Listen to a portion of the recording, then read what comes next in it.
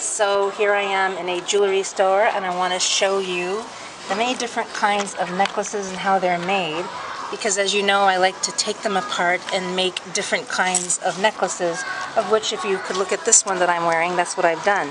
I've made I've taken different pieces of earrings and necklaces, and I put them together to make a brand new different kind of necklace. See?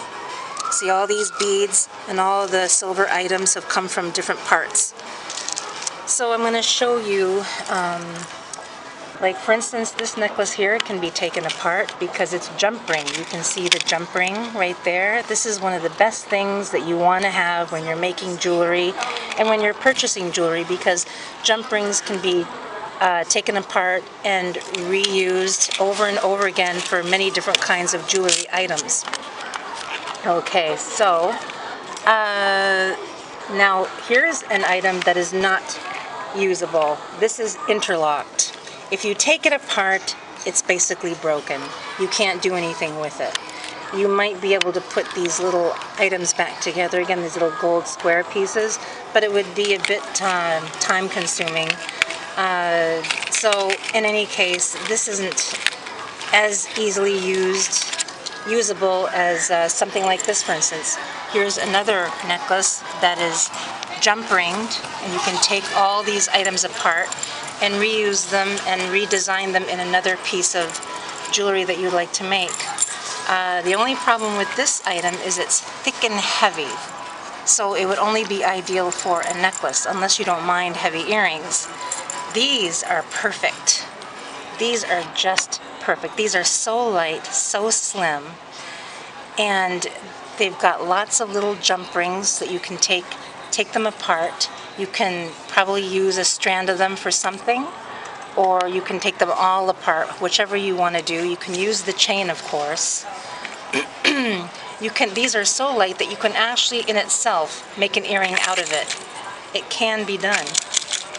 But then you'd have to buy two of these. But I like to buy twos anyway to make all the items evenly numbered. Let's see, moving along. This is another piece of jewelry that is easily to take apart and you can reuse to make into other items.